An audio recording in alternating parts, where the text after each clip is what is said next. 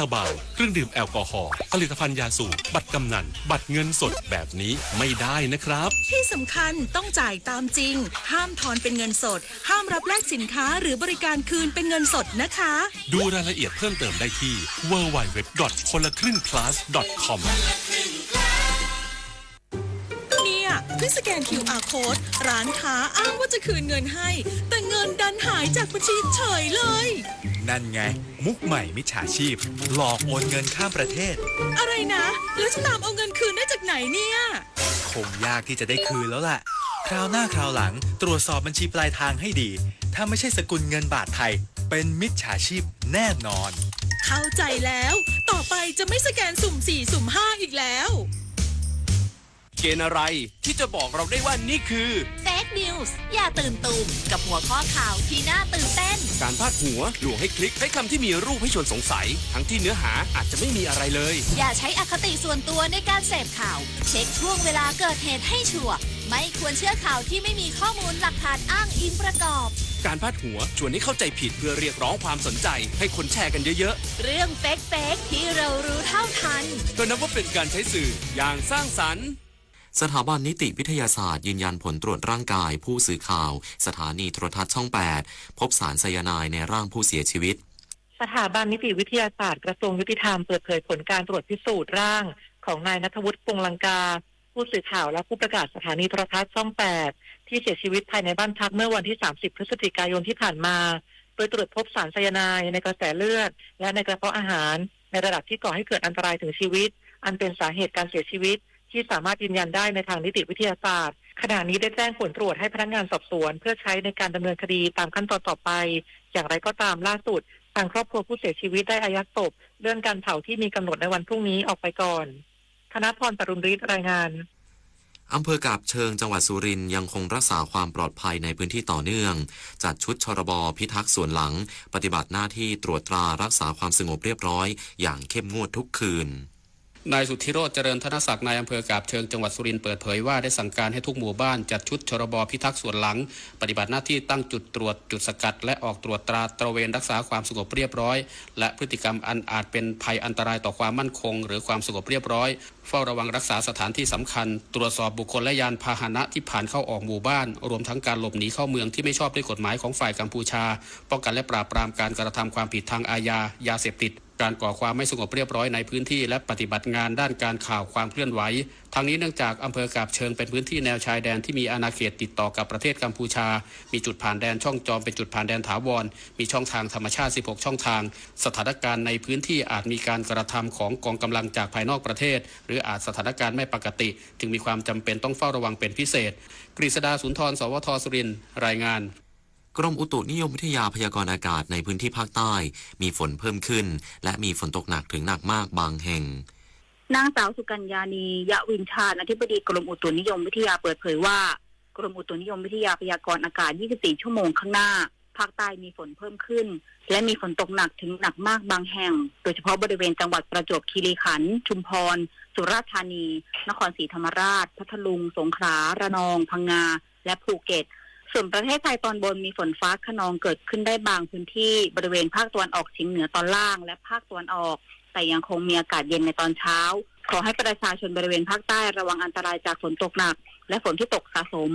ส่วนประชาชนในบริเวณประเทศไทยตอนบนดูแลรักษาสุขภาพจากสภาพอากาศที่เปลี่ยนแปลงและเพิ่มความระมัดระวังในการสัญจรผ่านบริเวณที่มีหมอกรวมถึงให้ระวังอันตรายจากอัคคีภัยที่อาจเกิดขึ้นได้จากสภาพอากาศแห้งไว้ด้วยสำหรับบริเวณอ่าวไทยมีคลื่นสูง 1-2 เมตรบริเวณที่มีฝนฟ้าคะนองคลื่นสูงมากกว่า2 เมตรขอให้ชาวเรือบริเวณอ่าวไทยและทะเลอันดามันควรเพิ่มความระมัดระวังในการเดินเรือและหลีกเลี่ยงการเดินเรือในบริเวณที่มีฝนฟ้าคะนองส่วนฝุ่นละอองในระยะนี้ภาคกลางรวมทั้งกรุงเทพมหานครและปริมณฑลและภาคตะวันออกยังคงมีการสะสมของฝุ่นละอองหมอกควันอยู่ในเกณฑ์ปานกลางเนื่องจากมีฝนเกิดขึ้นในระยะนี้นันทภาแสนตุ้มรายงานจบข่าวอานนท์นันตะสุคนอ่านรับฟังข่าวครั้งต่อไปเวลา 19:00 น.ติดตามข่าวที่นำเสนอไปแล้วได้ที่ www.thainews.prd.go.th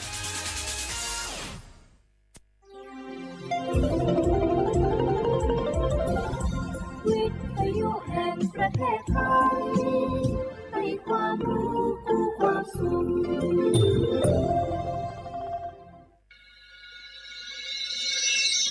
สถานีวิทยุกระจายเสียงแห่งประเทศไทยจังหวัดเชียงใหม่ AM 1476 กิโลเฮิรตซ์สถานีวิทยุภาคภาษาชาติพันธุ์แห่งเดียวในประเทศไทยที่มีความทันสมัยเชื่อถือได้สร้างอัตลักษณ์กลุ่มชาติพันธุ์สู่สากล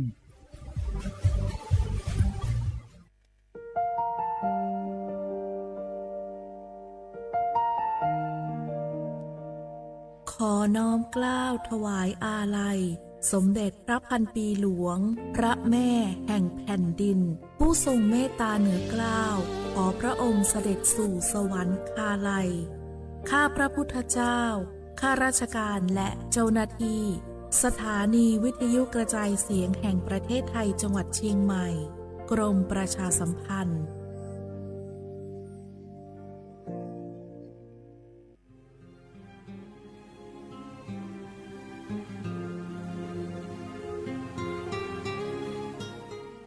This is a moment of profound grief for the Kingdom of Thailand.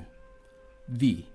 the collective voices of Radio Thailand Chiang Mai, join the Thai nation in mourning the passing of our beloved Queen Martha, Her Majesty Queen Sirikit. Her life was a testament to the unwavering service, grace, and deep love for the Thai people. Our humble condolences and thoughts are with His Majesty the King,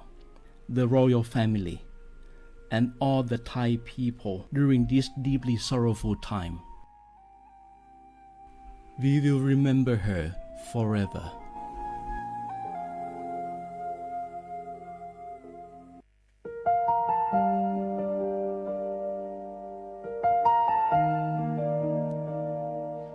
Bấy ý trọng môn, mua kỹ tàu xa, cứ nạ vang giữa thái, tàu thi chua, tàu cho bấy suốt lâu chây lâu. Lúc suốt tàu xa, lông đầu, bấy hãy nành môn.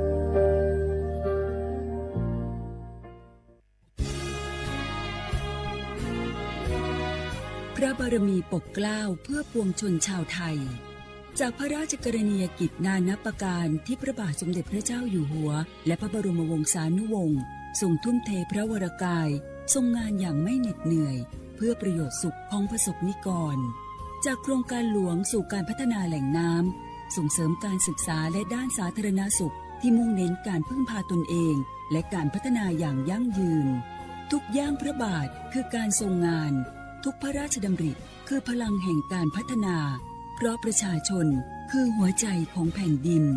ร่วมเสริมสร้างความรักในสถาบันหลักของชาติโดยสำนักงานประชาสัมพันธ์ที่ 3 กรมประชาสัมพันธ์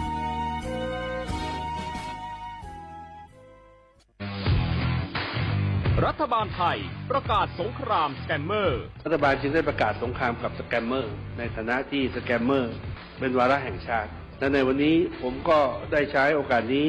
มารายงานความคืบหน้าและเน้นย้ำถึงสิ่งที่เราต้องร่วมกันทำต่อไปรัฐบาลได้จัดตั้งคณะกรรมการอำนวยการป้องกันและปราบปรามอาชญากรรมทางเทคโนโลยีขึ้นมาโดยมีผมเป็นประธานด้วยตนเองเพื่อให้ทุกหน่วยงานทำงานไปในทิศทางเดียวกันเราได้มีการลงนามบันทึกความเข้าใจระหว่าง 15 หน่วยงานหลักทั้งภาครัฐและภาคเอกชนตลอดจนสถาบันการเงินเพื่ออุดช่องโหว่ทางการเงินและตัดเส้นทางเงินของกระบวนการอาชญากรรมเหล่านี้ให้สิ้นซากรวมพลังคนไทยต้านภัยสแปมเมอร์นายอนุทินชาญวีรกูลนายกรัฐมนตรี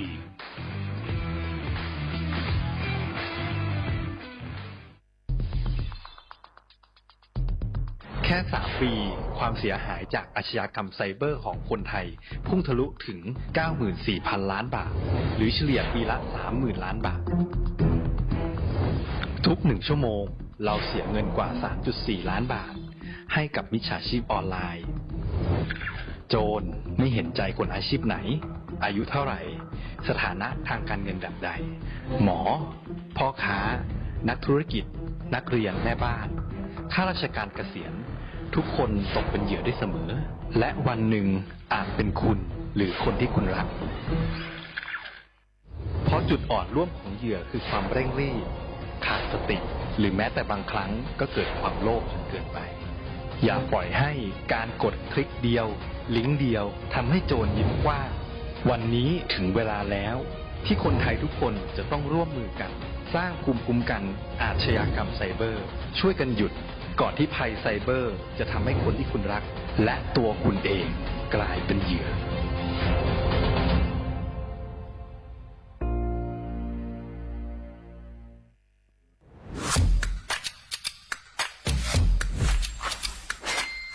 ก ลับมาแล้ววันนี้กับโครงการคนละครึ่ง plus รัฐออกครึ่งประชาชนออกครึ่งช่วยเศรษฐกิจไทยหมุนเวียนเติบโตถ้าเราช่วยกัน plus ต่อยอดให้เศรษฐกิจไทยเติบโตอย่างยั่งยืนด้วย5 plus plus ที่ 1 เพิ่มช่วงอายุผู้เข้าร่วมโครงการจาก18 ปีเป็น16 ปี plus ที่ 2 เพิ่มวงเงินใช้จ่ายจาก150 บาทเป็น200 บาทเพิ่มพลังซื้อของประชาชนเพื่อกระตุ้นการหมุนเวียนในระบบเศรษฐกิจฐานรากลดภาระค่าครองชีพ plus ที่ 3 เพิ่มสิทธิพิเศษด้วยการดูแลผู้ที่อยู่ในระบบภาษีให้ได้รับสิทธิพิเศษมากขึ้นเพื่อสร้างแรงจูงใจให้ทุกคนร่วมอยู่ในระบบอย่างโปร่งใส plus ที่ 4 เพิ่มโอกาสให้นิติบุคคลขนาดเล็กเข้าร่วมได้ให้ธุรกิจเติบโตเป็นกำลังสำคัญของเศรษฐกิจไทย plus ที่ 5 เพิ่มทักษะใหม่เพื่อพัฒนาให้ร้านค้านำความรู้ใหม่ๆมาช่วยเพิ่มยอดขายลดต้นทุนเรียนรู้เติบโตและปรับตัวไปกับเทคโนโลยีใหม่เพื่อสร้างเศรษฐกิจที่แข็งแกร่งจากคนละครึ่งสู่คนละครึ่ง plus ไม่ว่าจะสั่งข้าวคนละจานชาเขียวคนละแก้วขนมเค้กคนละชิ้นหรือหลายๆชิ้นก็ใช้ส่วนลดได้ทันทีสูงสุดวันละ200 บาทแถมใช้กับฟู้ดเดลิเวอรี่ก็ยังได้สำหรับประชาชนไทยอายุ 16 ปีเป็นต้นไปสมัครรับสิทธิ์ผ่านแอปพลิเคชันเป๋าตังวันที่ 20-26 ตุลาคม 2568 สำหรับร้านค้าที่สนใจร่วมโครงการสมัครได้ผ่านแอปถุงเงินวันที่ 15 ตุลาคมถึง 19 ธันวาคม 2568 แล้วเตรียมพร้อมรับลูกค้าจากทั่วประเทศเพราะนี่คือโครงการที่คนไทยทุกคนช่วยกัน plus เพื่อให้เศรษฐกิจไทยโตไปพร้อมกันโครงการคนละครึ่ง plus ดำเนินการภายใต้เป้าหมายที่ชัดเจนของรัฐบาลในความต้องการกระตุ้นเศรษฐกิจลดภาระค่าครองชีพให้ประชาชนและยกระดับศักยภาพผู้ประกอบการไทยให้พร้อมในยุคดิจิทัลโดยยังคงยึดหลักความโปร่งใสตรวจสอบได้และป้องกันการใช้สิทธิ์ที่ผิดวัตถุประสงค์คนละครึ่ง plus เพิ่มพลังเศรษฐกิจไทยพร้อมโตไปด้วยกัน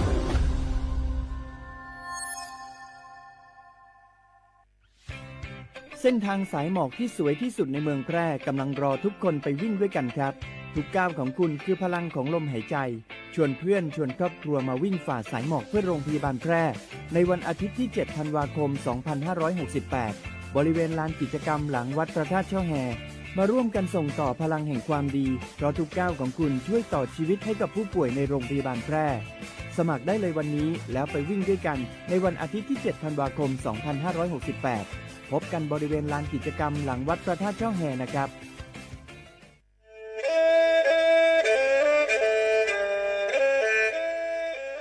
จอนูจื้อคณะรัฐมนตรีเตามั่วมติเถานุติเน่งเก่าจั่วลูกเก่าคลีนดูชงอ้อเช้งจื้อปัวเจ้าเจ้าช่างกัวเล่งมั่งเกล่าเต้งเหม่งสถานะหาสัญชาติจัวจอตัวเองคือย้อจัวหูเตเฉอไทยเจ้าเลจู้ใจมาตราเก่าช่างแห่งพระราชบัญญัติคนเข้าเมืองชงอ้อเช้งจื้อปัวเน่งเก่าอ้อจัวจอตัวเองคือจึงการลุย้อจัวหูเตเฉอไทยเด่นเดลูเหล่าห้ามั่วทะเบียนประวัติเจ้าเก๋เจ้าใจมั่วเป็นสื่อจีนเต้าเต๋อถอสถานะคนต่างด้าวเข้าเมืองอย่างเจ้าเก๋เจ้าใจเตาหาเจ้าเลจู้ใจมาตราช่างทวิแห่งพระราชบัญญัติสัญชาติชงอ้อเช้งจื้อปัวยี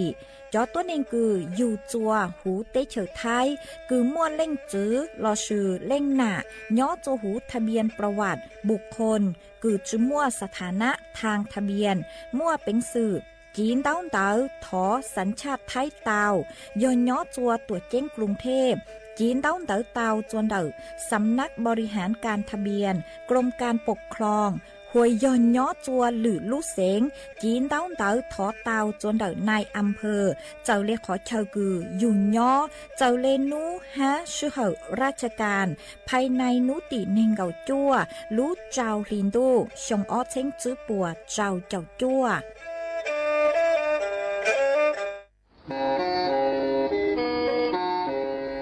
เล่งตือสังเรงโฆษณาจวนเต่าสุต้องจัวสังชัวหูเต้เชอไทยเต่าลู่เสียงแจ้งใหม่คือยอขอเชอมัวเก๋เป้าดูเก๋ฉีฟางนอนรอเต่าชงเหงสัญญาณมงเต่าเกล้ท่องเปล่าหูลู่เสียงแจ้งใหม่ยอเล่งตือสังเรงนัวหลอนงตัวเต่าจวนเต่าสุต้องจัวสังชัวหูเต้เชอไทยเต่าลู่เสียงแจ้งใหม่จวนเต่าตุมเบอร์สุต้องศูนย์จื้อเป้อ้อช่างเจ้าศูนย์เจ้าหยี่หล่อชื่อศูนย์จั่วอ้อเปล่าเจ้าหยี่จื้อช่างจั่ว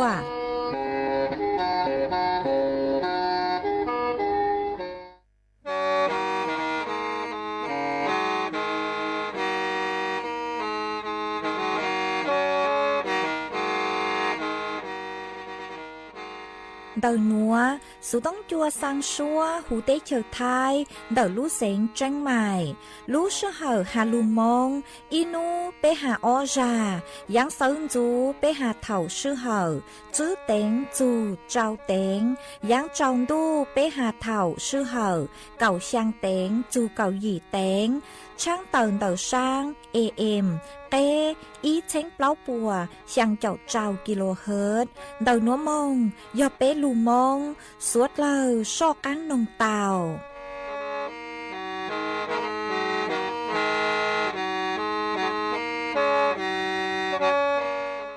ย้อจงอีจงน่ะจุกตินิ่งจางสวดเล่าจวนนูวันศุกร์นูตีจื้อลูเก่าอ้อลินดูชงอ้อเช้งจื้อปัวเจ้าเจ้าหยี่นูนวลย่างจวนลูอีหลีซาเก่าจื้อตูจากึกังนูนวยหย่อนลาปีกีย่างจวนลูอีหลีไงเก่าเจ้าตูจากึกังปีกีหยอกกาชงนัวหยอนางชงเดินนัวกูยอจัวเสียงว่างจงชาจอกอังจอนดูสุต้องจัวฮาลูมงเดินลู่เสียงแจ้งใหม่ตัวนจื้ออีจงน่ะจึกตินิ่งจางสวดเล่ามาอวนเดนัวช่างเต่าจัวสวดเล่าเต่าเป้าฮาตาเดินนัวกูจัวเกาลู่ชัวจีเจียจัวสวดเล่าเต่าหนอซื้อเอท้อไปจอน่ะจึกตินิ่งจางพงยืสวดเล่ากูเมงกังลูใช้ฮาลูนงย้อจวนเต่าเพจเฟซบุ๊กทอเมสวดเล่าปั้งจวนนา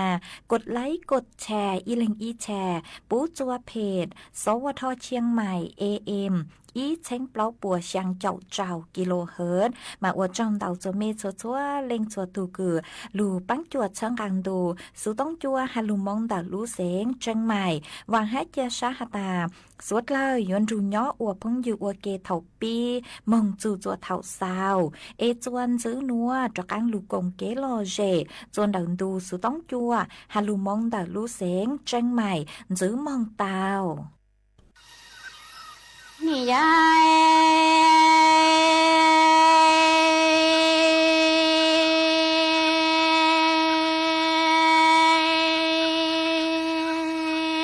หลังจีโลเป็นดูลอยย้อนกะตอพองโตนอนเตอโฮเป็นดูลอชิมโบเอกะจอกงจอmong lo nhỏ cho ê cho xe cho ba lo xí chi lo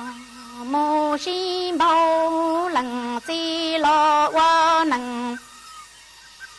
cho lu địa tê ê thiề lo nhỏ bu y bò nằng gồ xong lu mi bà lu che cụ khi nhỏ đỡ hồ lì bao ê thó có trứng đủ giờ sâu hòn thó xa cho công cho mong cho bê lần chi có nọ ca nho rong chùa chùa rê lò tơ chùa lò ê có bê lần chi chè lư mi chi ya chân nho chia khu khí dê tò chi cho tròn cái há lò chi cho châu ê doa nho có búa to bê tê lo lo thâu tê dâu à mi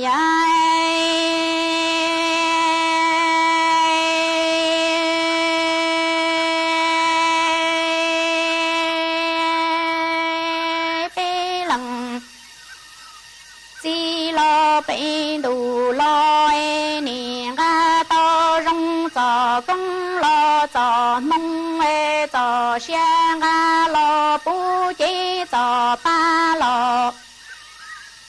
bú lì tông nì ga to phong đô nọ lo chua pha đơ hồ mùa chua rong ê lằng chi lo wa nằng nho lo li công lo lần chi lu chi ya chân chân nọ ca tua lo nho rong mê tho có mê trư đủ giờ sâu ho sa rong sò công sò mong lo bố trò bê lần chi có nho bún gò y bò nâng gò sông ê doa lo wa lu mi cô tông lo cô lo trong ta bê mi tu mi thầy y rê trong cò nọ ca nho rong trong to tê tu mi nha tê thầy mi vô lò sơ đơn dông ở mi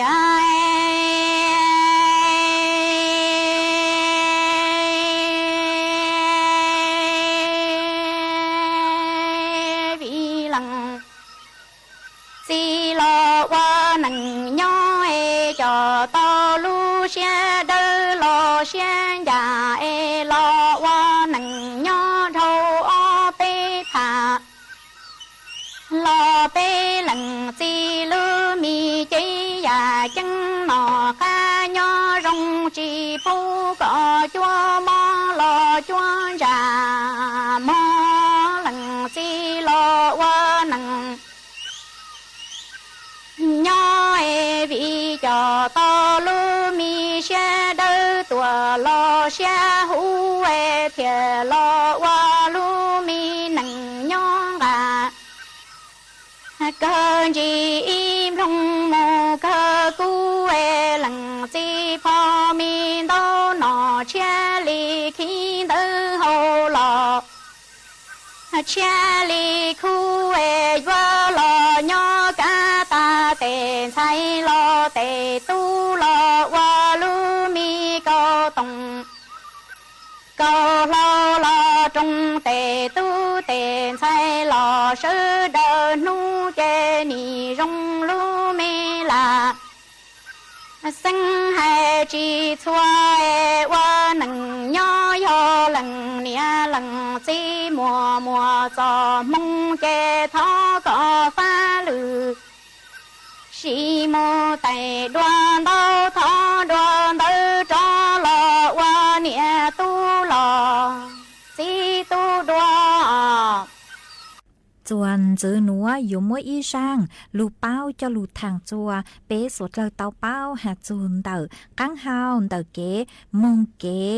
มาเจ้าเล่ช่างหนัวหนูเจกูเตามัวจ๋อหนูจื้อคือใช้ชัวเก๋นอกกังเฮาหูกูเตาฮาเลนัวฮาตานานูนี่นัวหนูเจ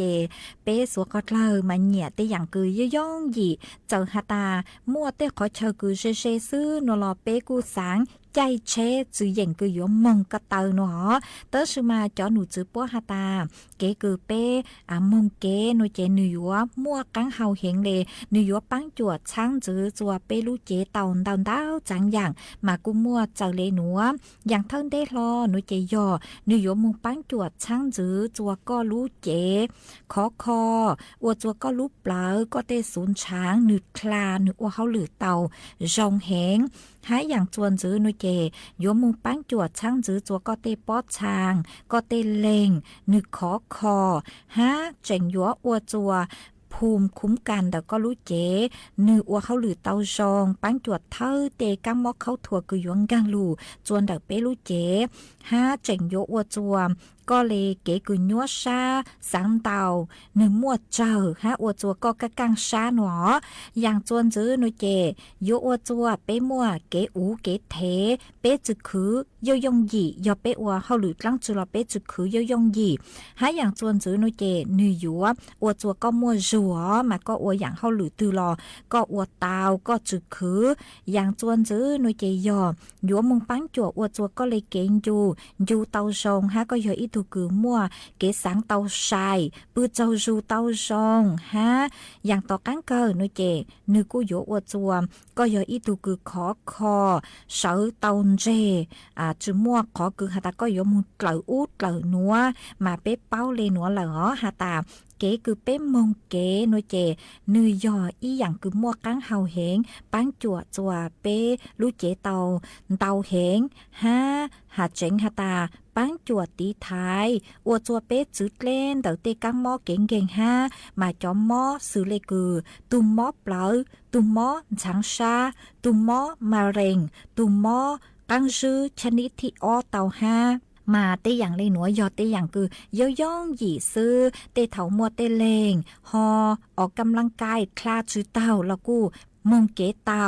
แค่เป้เย่งคือยัวมงเก๋ซื้อหนูเจนึกูมัวกังเฮาเลยปังจัวเตาจัวเปลูเจอ๋อมากูหอมมัวจะหลุดทางเลยหนัวจัวเป้สดเลยเตาเป้าเลยหนัว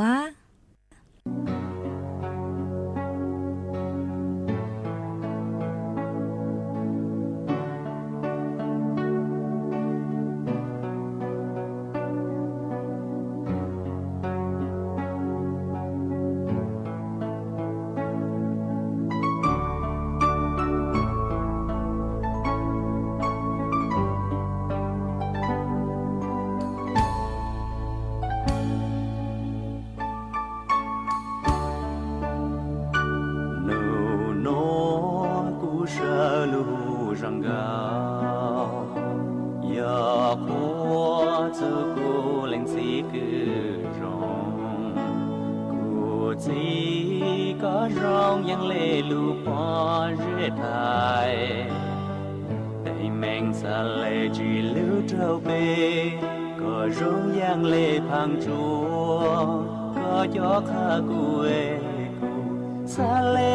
เท่าโคจีก็เย็นยังเล่สีจงก็โคข้ากูทะเลแล้ว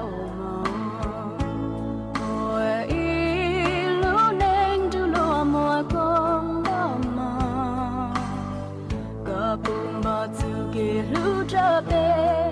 ก็เชื่อเราวิของฉันกูทลามองโอ้ยเลยในใจล้วนจูโอ้ลูในยามละเต้ได้เม่งจงเล่นที่กวนใจอยากจีมัวที่หัวตูตีไทยเขาอยู่เจ้าเป็นเม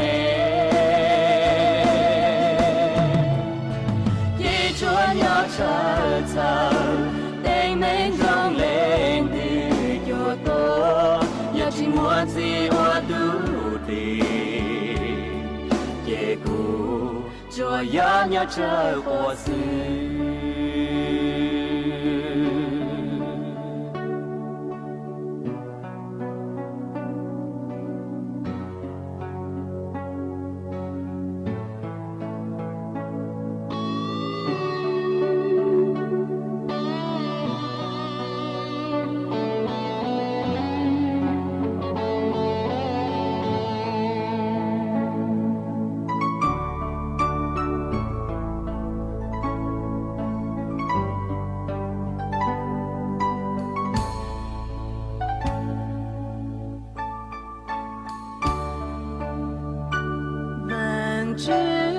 他个伴着孤寂，那刚要让một lá môi dù càng sáng lúc mong thân là luôn chỉ thấy nhau vang chữ thọ có lúa thu cho cụ chỉ mua chú sữa nhỏ ua cụ chỉ có nhỏ mong để nán đau lòng ua lúa mình nhỏ lá tê tê mình rong lên đi cuốn tràn nhờ chỉ mua chỉ hoa tu đi khai hào yêu trao bên mình khi chúa nhà chờ chờ anh mình rong lên đi cho tôi nhà chỉ mua chỉ hoa tu đi ye cu chúa nhà chờ của sư ye cu chúa nhà chờ của sư 你要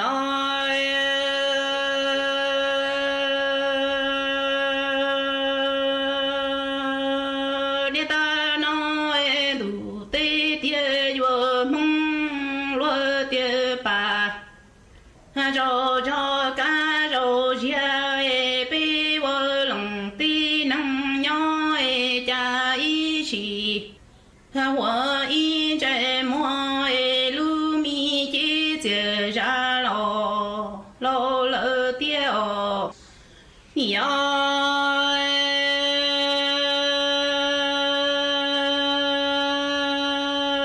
你大脑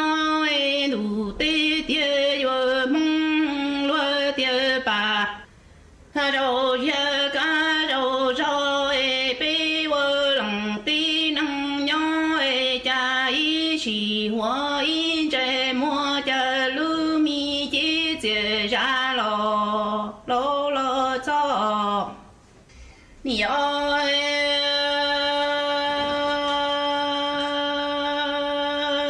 你大脑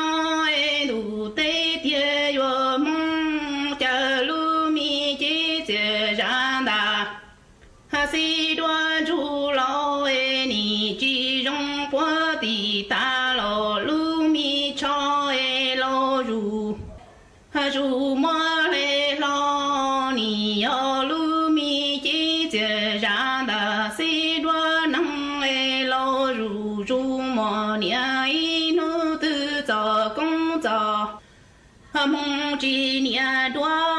姐姐上后里来找老早民主端入马呀带老。李水冷张梦个朝主朝波中路坡地远路水真觉得都得，才找到干那年前一时能真叫干叫的路年的对那你老有么？都一把都么？才年一觉，你要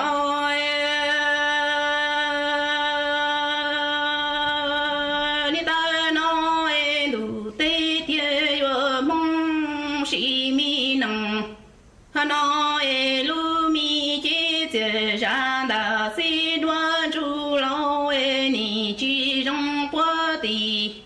大来米的那路入么？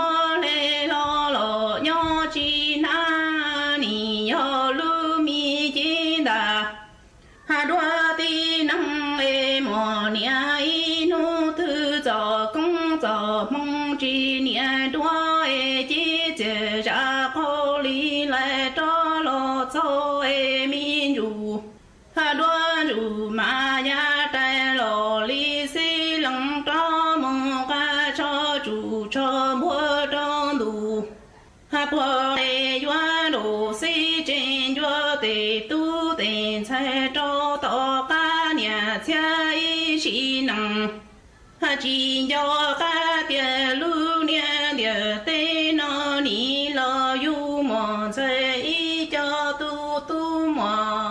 nhà y ba mò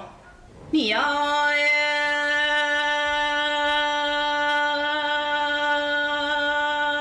nè ta nói đủ tê tia yo mong chỉ mi nằng nói nè căng lằng ha cho căng tu mò nè nó chẳng mò nè thế mò chi lu nè ha nu nè nó cho to cho nu nè chi chế ra khó lý lại cho lo cho nè mu bư mi dễ mò đà ha ca chẳng cho đoa khó nu ta nè qua theo hu lo nè chi mò nu han hoa khó thư lo mong chỉ mi nằng nói nè căng lằng ha cho căng tu mò yo lu nè chi chế lu thâu chẳng mò cho to cho nu nè chi chế chia ra khó lý lại cho lo cho nì mô bư mi dễ mô đà ca chẳng lo trôn đoá lùa hà mò nu ta nè qua theo hu lo nè chi tư chi mô nu nó lo khó tư tòa mò nì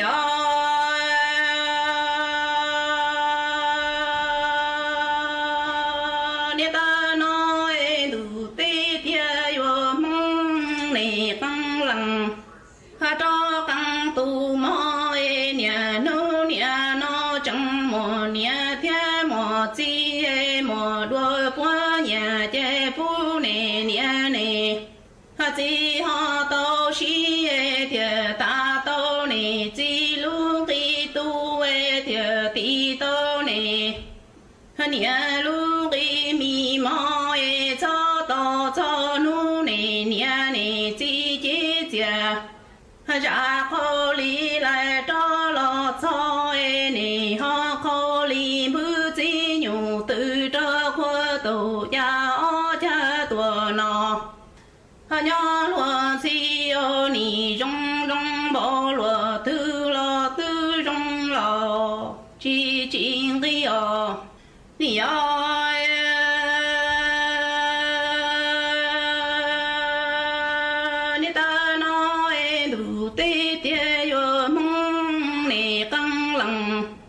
ha cho căng tu mò nè nó chẳng mò nè thế mò chi ô nè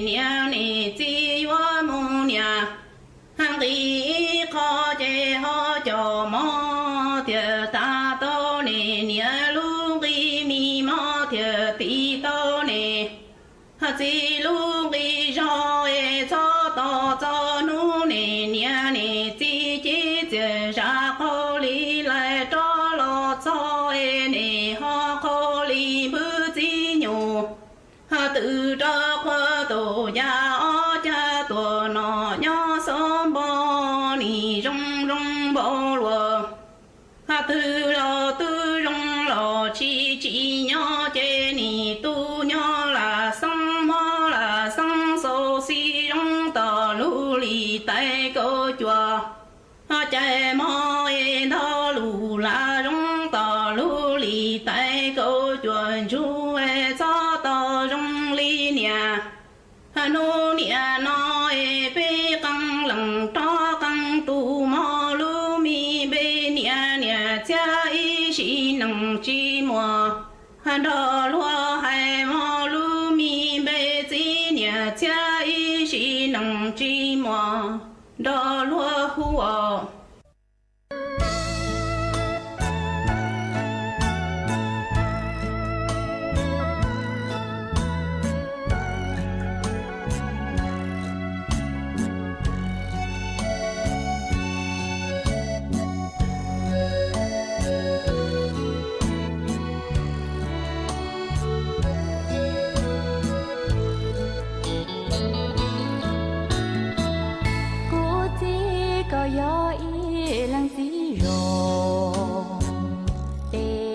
ตอมห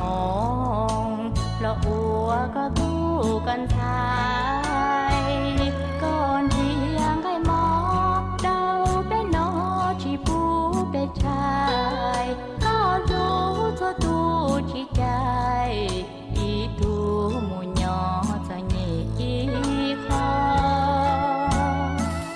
กูจีก็คืนเยต้องได้หาทัวอย่าชี้หาก็ยังล้อว่าตูนเดก็ยอลูตังจินจาดาเปปอเกก็ยอตุเชิงอาเปก็มัวจะเกเชิญเจกูจีนูนอเจยอก็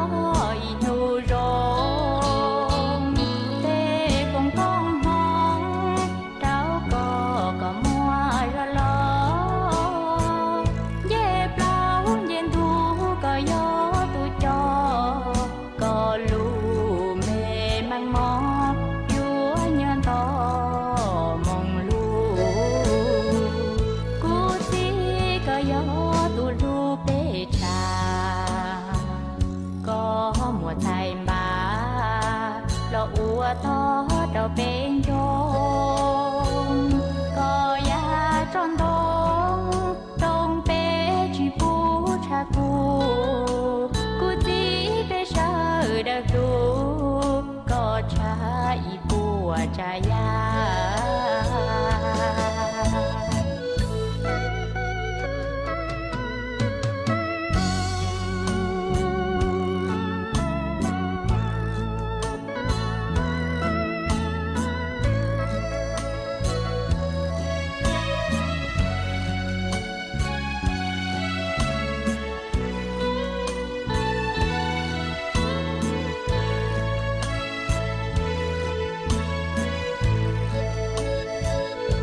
กูจี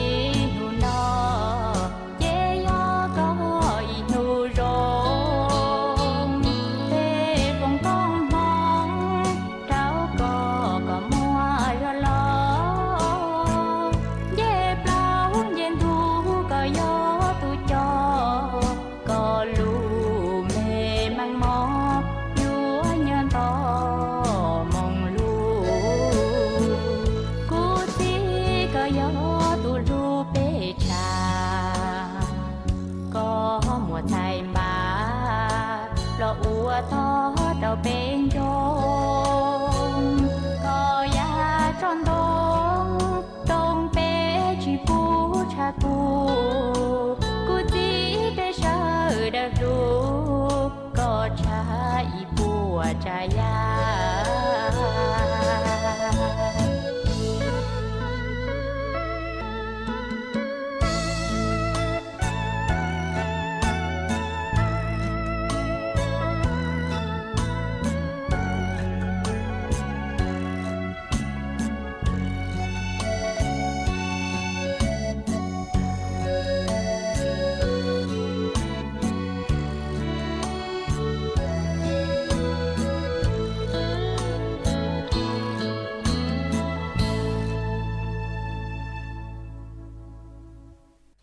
ra nó mà trở lên nó cho lầu thả thế mùa tí rồng xá mà dùng của lý do ý ra lũ cỡ xứ ấy chứ cũng mất thả rồi biết sẽ rầm lông thế cỡ ok cú chỉ bao hay thì cũng mất trăng là chỉ trăng thế nữa nè chế bùa thầu u giờ mua nè gì người vô tới tụi nhà rồi người tụi tu nhớ tao chuyển thấy tao can đó chế tụi lần nè mò tụi lần nè cú tua là cho tụi lần gì đó rồi tụi tu để tụi nhà người nhỏ xứ từ nhỏ là mình đầu lúc xong tỏ ca tụi lần tí từ lâu muốn nó nhung lì xả chỗ tới xong lợ chỉ nên nu mon run chúa nên nu ga đố đồ nọ xứ nhưng ba tàu tụi tu tụi nhà ý khó để nụ đã chỉ lì chỉ tụi tu thế tụi nhà nên nu mùa tê chỉ tụi lần tí nhưng mò nhớ chờ hồ lô ba lô chế từ tờ một chỉ son độ tê khá ba chỉ tàu lì nữa gần ga nhớ được khó trông dân chia buôn đặt tê tỏ tê chỉ đọc các gần ga lò nhớ ý nhập liền đàn tụi chu đền đây tờ tỏ chỉ đọc các ga một bự lợ xứ mà lúc xưa hở thằng đó mà biết cho lầu thấu mà lỡ cha tụi tu lo lu chui gì ta tụi tu lo mà nhon đó niệm đó gì lý do bé chồng ai sẽ tới cứ giàu tới mùa giàu lo rủ chơi ba ao tụ lẩu lợ chỉ tụ tu lo mà lấy cho nữa tụ bọn niệm cái tờ chén cái mình nhon cái ai thì lấy châu lú nằng thì lấy chỉ nhon đó tới mùa là tới cứ giàu thì lấy chỉ mùa ta mặn ít khó cú giàu lên tờ ít khó tua mù cú giàu hạt tiền trên cho trông lợ chỉ tụ tu lo thì tụ nhát lo cái tụ tờ chén cái mình nhon cái chỉ thầu tên sai lo rủ mùi gió chỉ rồi chỉ nhiều mùa nhẫn năng đồ san đầu ta lợ họ tê tu lo rủ mùi gió nhá lo chỉ nhiệt tờ nhiệt chế rủ lợ số tụ tuôn ra ở trận đó này thế gì nhá bùa tọ cá cơn gầu chỉ này thế gì gió nhá trâu chỉ gió tồn đó này thế gì nhá gió tồn lu này thế gì tụ tuôn ra thế tụ nhăn ra chỉ lo thế lo hạt tiền ao tụ nói ao tụ gió tọ con mông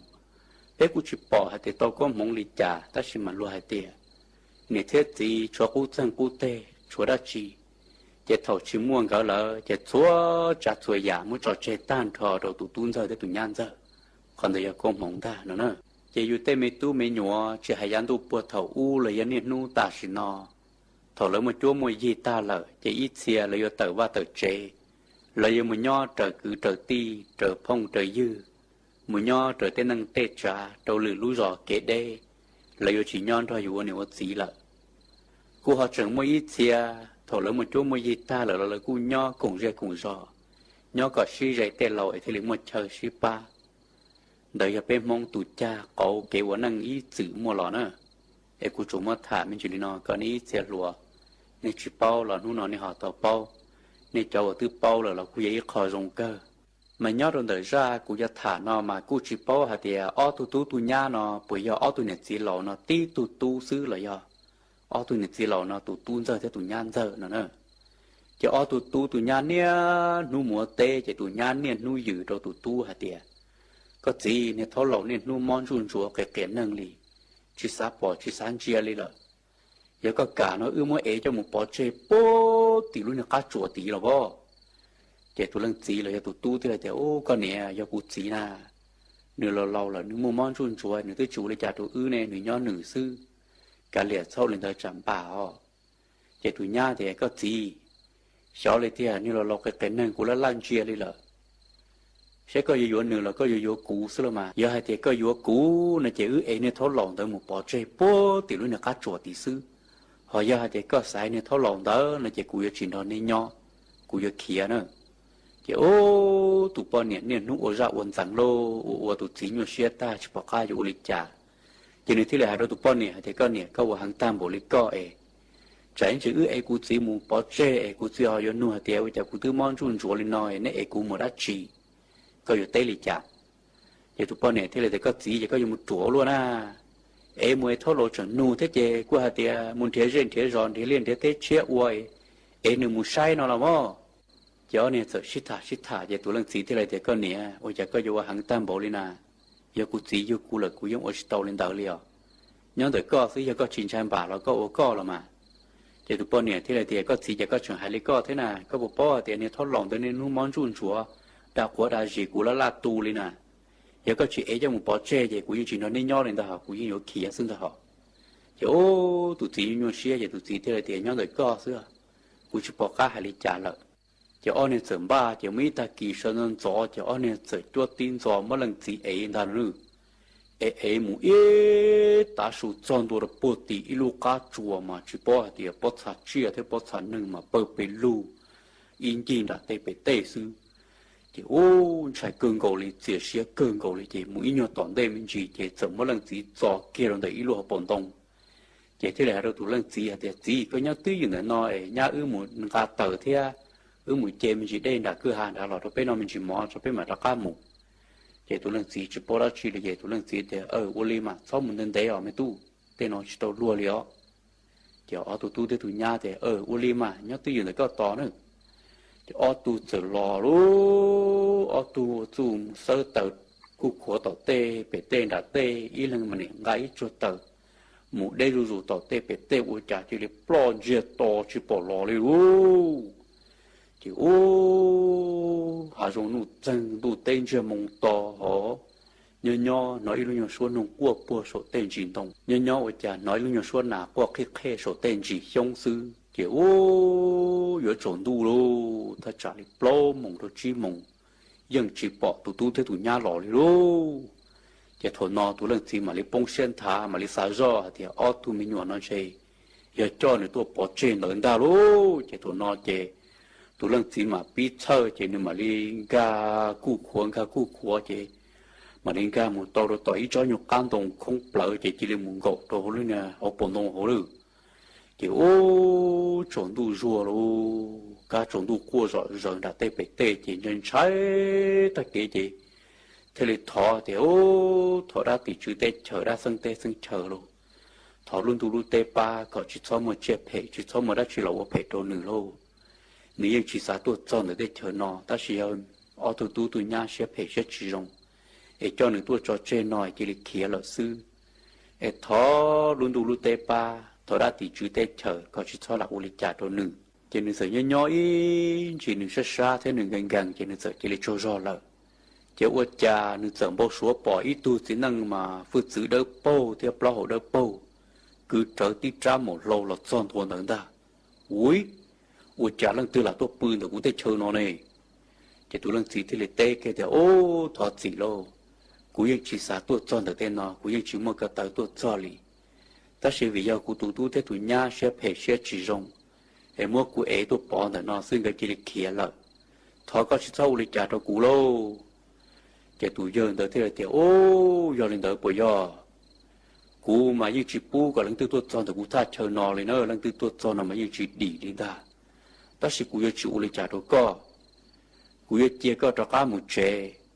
ấy có một hai có to có tụi thế tụi nhà tuần chỉ cũ nữa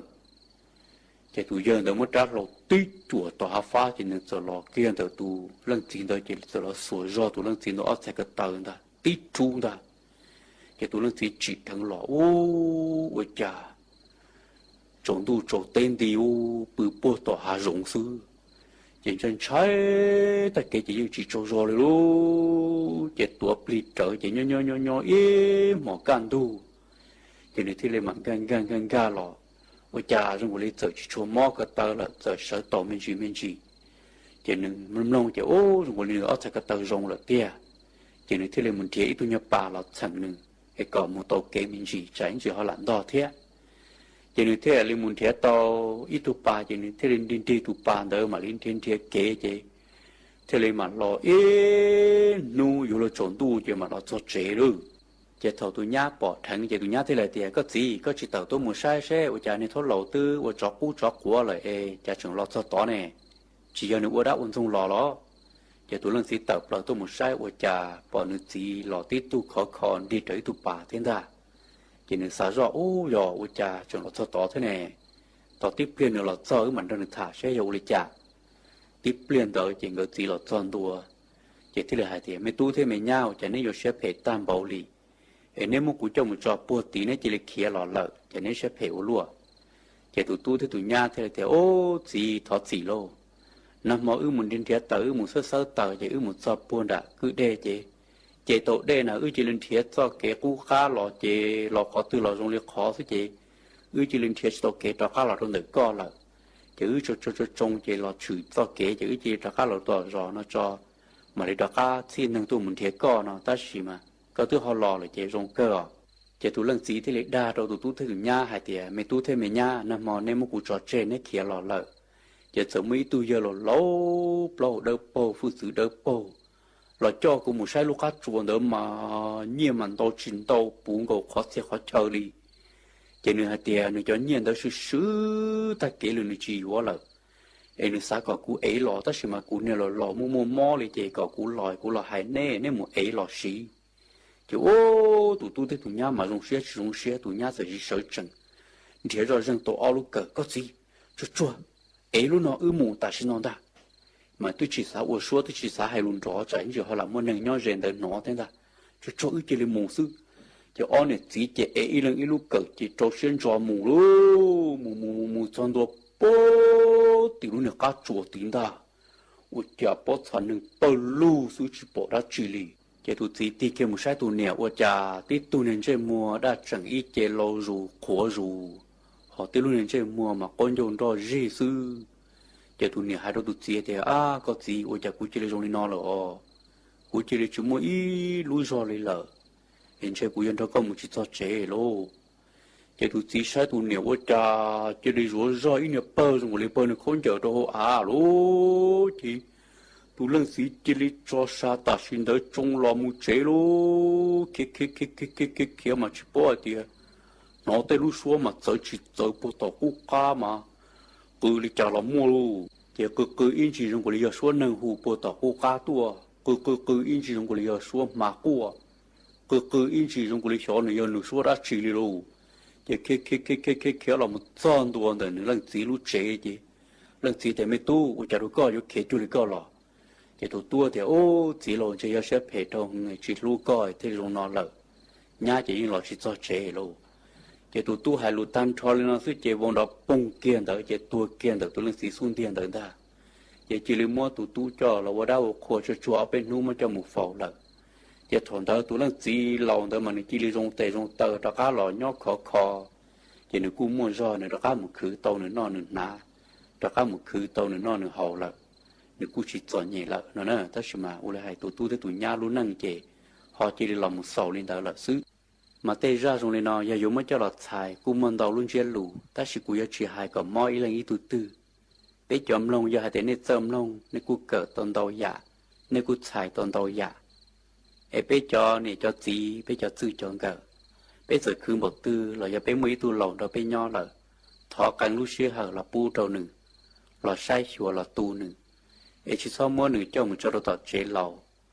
giờ giờ bé giờ khứ đầu lúc xưa trang còn buồn nu muốn nhẹ là bé cú giờ chìm luôn luôn bảo tư, cú giờ chỉ thả còn đâu cha nó cho họ chỉ rong lông đâu cái lần càng tù cú cho thả là sầu cho chơi lên nó xứ, thầu nem lông ta là nếu mà cho mùa tư rong xả, khó rong vô là mà cho mùa xí, khó chỉ rong vô là họ mới cho chơi, tây ra cú thả nó cho bố một trắng là chỉ trắng, ta chỉ cú rong đối cho kể cỡ thế, bé lông ta thầu cả sự chỉ kể nó cá nhân rong, bé mà lấy sinh chỉ đồ lử ra.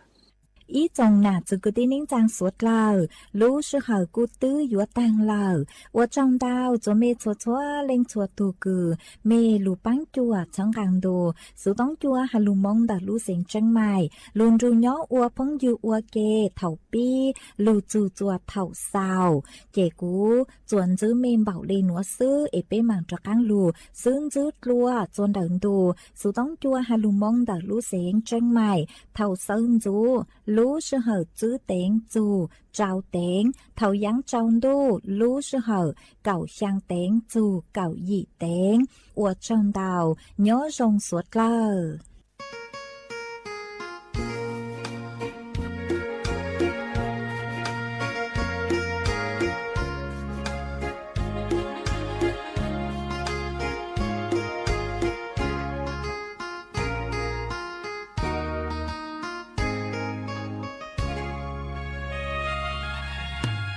ย้อนยอกูจีลูเชียปวดอี